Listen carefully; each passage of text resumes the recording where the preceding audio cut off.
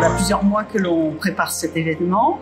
On est en rassemblé une délégation qui représente pas mal de provinces, de diocèses de France, mais aussi avec des situations de vie différentes. Donc voilà, une délégation qui représente bien l'ensemble des familles en France.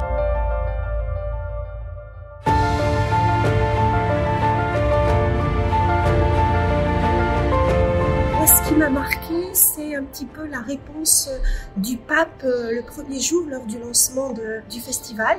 La réponse aux familles. Le pape a exhorté les familles à cheminer ensemble et cheminer ensemble vers la sainteté. Et puis, on a eu un petit peu la réponse, qu'est-ce qu'il entendait par sainteté? Et il entend un petit peu voilà, une vie de famille centrée sur Jésus, pour qu'on puisse recevoir de lui joie, paix, et qu'on puisse vivre, voir les choses qui sont belles autour de nous.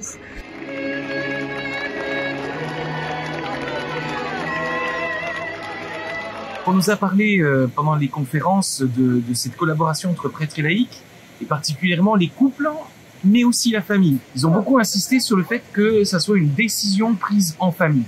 C'est que souvent, on a en paroisse une personne du couple, ou éventuellement le couple, mais est-ce qu'on interroge les enfants?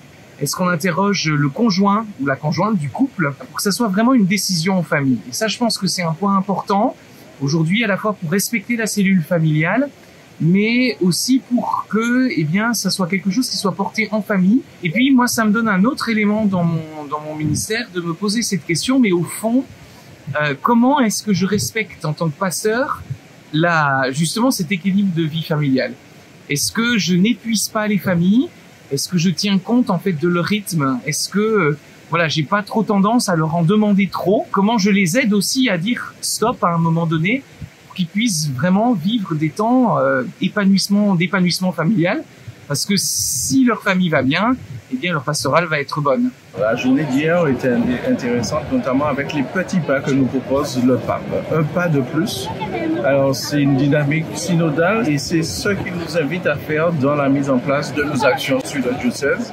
Nous voulons absolument nous axer sur les grands-parents, la famille monoparentale et la place des papas au sein des familles.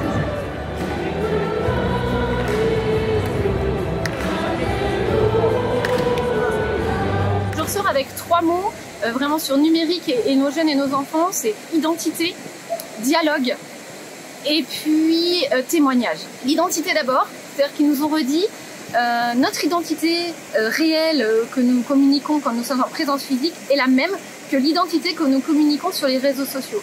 Et je pense qu'il est important qu'on accompagne nos enfants pour qu'ils sachent qui ils sont et pour pouvoir ensuite se communiquer de manière ajustée sur les réseaux. Donc le deuxième mot, c'était dialogue. Ce qu'ils nous ont redit, c'est important de maintenir la communication avec nos jeunes. Je ne crois pas que bannir les réseaux sociaux et les téléphones de la vie de mes enfants va les aider à grandir. Par contre, mon rôle, c'est de les accompagner sur ce chemin, de leur donner l'accès au réseau, en dialoguant avec eux, en m'intéressant à ce qu'ils regardent et à ce qu'ils communiquent. Et ainsi à les aider aussi à comprendre tout ce qui se joue quand ils communiquent et dans ce qu'ils reçoivent. Et puis la dernière chose sur laquelle nous ont attiré notre attention, c'est sur le témoignage. Nous, en tant qu'adultes, en tant que parents, quel témoignage on donne, nous, sur les réseaux sociaux? Comment nous, on y est engagés et qu'est-ce qu'on dit de nous, de nos vies et de la vie de nos enfants?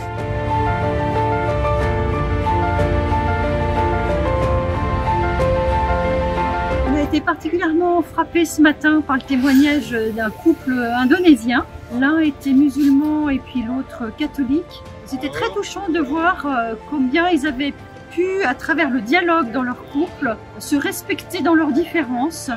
Ils ont beaucoup travaillé sur leur écoute mutuelle et pour faire grandir leur amour avec beaucoup de respect, pour s'accueillir chacun l'un l'autre et se faire grandir dans leurs différences de foi. Je crois que ça ouvre sur cette question qui est quand même vraiment large de la diversité spirituelle dans les couples et dans les familles. Alors diversité spirituelle qui peut être de l'interreligieux, mais qui peut être aussi tout simplement ces couples dont l'un croit, l'autre pas. Et je crois que cette situation, qui est quand même très fréquente, ouvre sur des enjeux multiples, un enjeu pour les couples, un défi pour les couples, parce qu'il s'agit pour ces couples-là de cheminer ensemble et de trouver la communion vraiment au plus profond, alors que quelque chose d'assez fondamental, sinon les sépare, en tout cas les différencie. Oui, la diversité, oui, la différence peut être vraiment une richesse, et qu'on peut recevoir de l'autre qui n'est pas comme nous quelque chose, une connaissance de notre propre identité chrétienne en l'occurrence. Moi je ressors avec ce temps ce matin, un témoignage d'une famille qui a perdu 3 enfants dans un accident de voiture, un témoignage très très fort sur le pardon, avec cette parole du pardon qui les a libérés eux-mêmes, d'abord en pardonnant à ce conducteur qui était ivre et qui a tué leurs enfants, cette promesse de la venue du Seigneur dans chacune de leurs vies depuis, un témoignage très très apaisé et source de plein de vie depuis.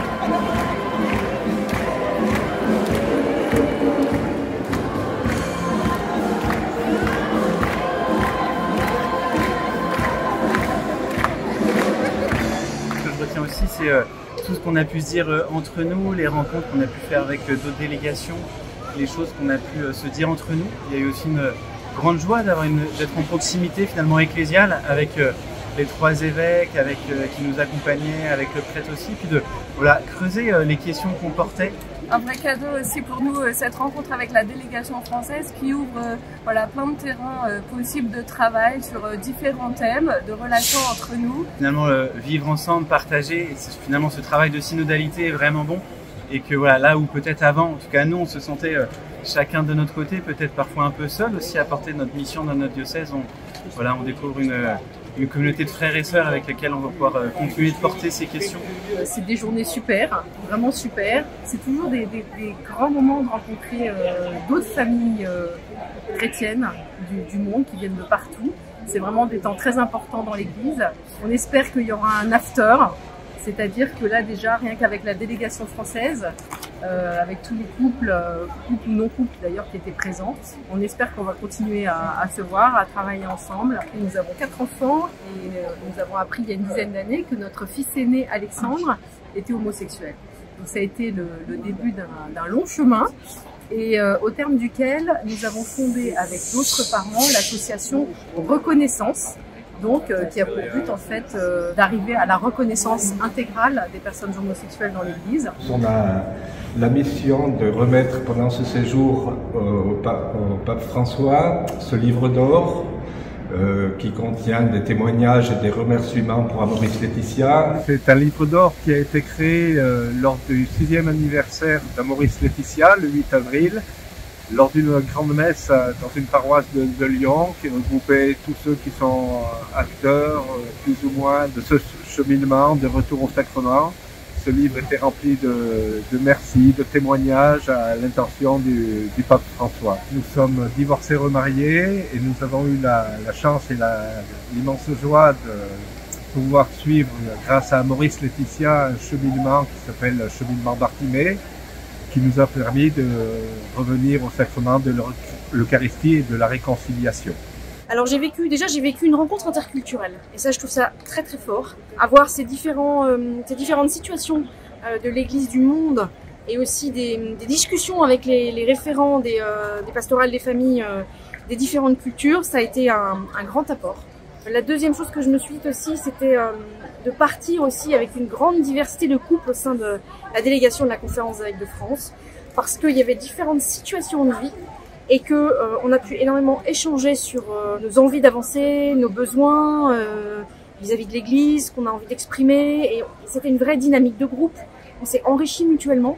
Moi, je suis célibataire en chemin et je suis dans la joie d'avoir pu parler peut-être un tout petit peu de la réalité de 10 millions de célibataires en France qui peut-être parfois se sentent un peu isolés dans leur paroisse, pas forcément accueillis, surtout quand on commence à prendre de l'âge.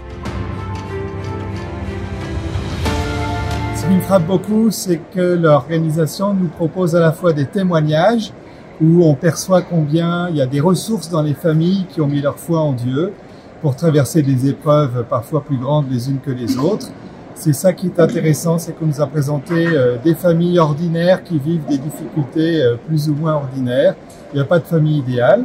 Et à côté de cela, il y a des grands propos qui nous élèvent et qui nous donnent des moyens avec lesquels nous allons revenir et qui nous aideront sans doute à organiser notre pastorale familiale dans nos diocèses. Enfin, je ne sais pas ce qu'en pense Monseigneur Habert, mais pour ma part, je reviens avec beaucoup de ressources. Tout à fait. On prend ici comme un espèce de bain de catholicité qui va après se répandre dans nos diocèses particuliers. Puis, comme délégation française aussi, bien sûr, on rapportera tout ça au niveau de la conférence des évêques de France.